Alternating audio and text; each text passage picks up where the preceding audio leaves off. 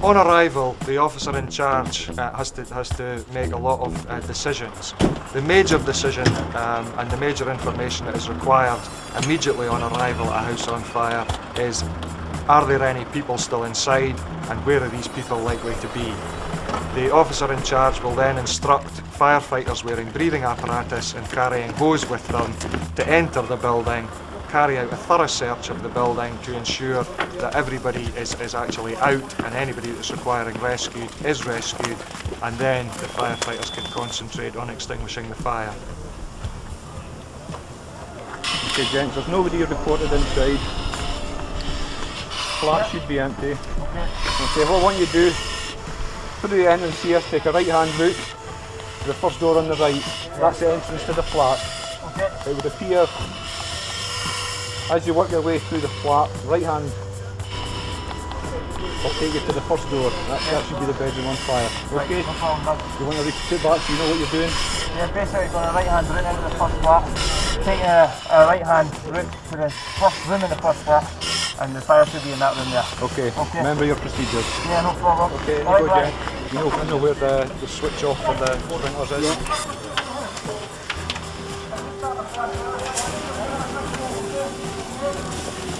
There are techniques for the safety of firefighters to ensure firefighter safety.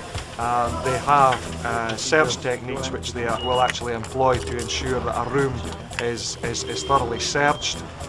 When occupants of a house are faced with fire, they can hide in the most unusual of places to try and escape the smoke and the heat. Here we go. Right, right, okay mate, get down. Just go take your right hand route in, okay? Alright mate, let's go.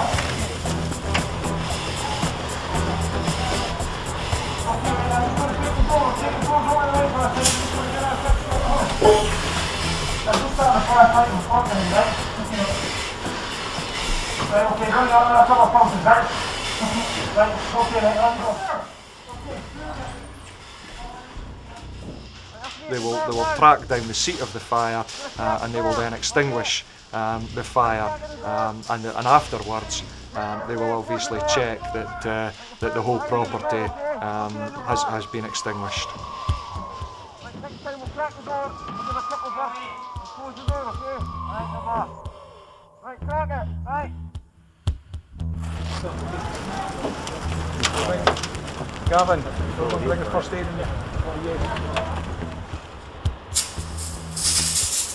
Right, crack it, right. That's the door closed. Next time I crack the door, we'll go in, okay? Yeah, okay. Going in, going left. Right in the bar. Right, Rory, that's the fire in the corner there. Right, okay, the bar. Okay, yeah, fine. Nothing was staged in today's demonstration. The furniture that we used in today's demonstration is the normal type of furniture that you will find within any house in the country.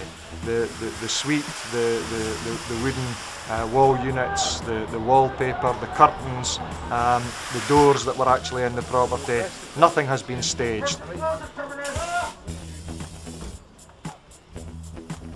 And I think, you know, we were all surprised at how quickly and how rapidly it actually does develop, and the intensity with which firefighters are faced, and you don't want to contemplate the causes as somebody being asleep in that room with that fire, or indeed somebody being asleep in any other room of the house with that fire, because the firefighters, when they actually went in to the close to go into the building, were faced with a severe fire in the hallway as well. And the door was actually closed after the fire had been lit.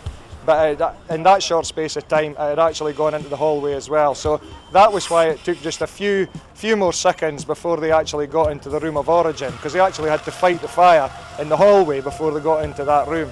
So thank you all for attending, thank you all for the interest you've shown, and I hope that any time you're involved in refurbishment of property, redevelopment of property, or indeed the construction of new property where people are going to be living, that you would certainly think about installation of sprinklers and work with Tayside Fire and Rescue to ensure that we can work together to ensure the safety of all the communities we serve. So thanks very much for your attendance and your interest today.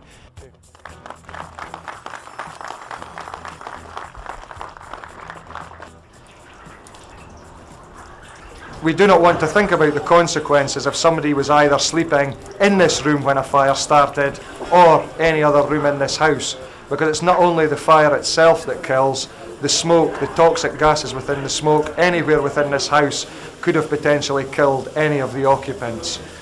There are concerns about the fitting of sprinklers, and today has been about dispelling these myths. People think that the sprinklers will cause water damage. The fact is that sprinklers use 1/10 of the water that the fire and rescue service would have to use to extinguish a blaze, so they don't cause water damage. People think they will activate unnecessarily. The reliability of sprinklers is unquestionable. People think they're expensive. They are not. For the safety they provide to the community, they are incredibly cheap. The purpose of today was to raise awareness with all the organisations which are responsible for housing throughout Tayside, just to raise the awareness of the effectiveness of fitting sprinklers within houses. I don't think anybody appreciates how quickly a fire develops, into a very serious situation. Today, graphically illustrated to all of the agencies, the devastation and destruction which is caused by fire, and the devastation and destruction that could be prevented by effective use of sprinklers.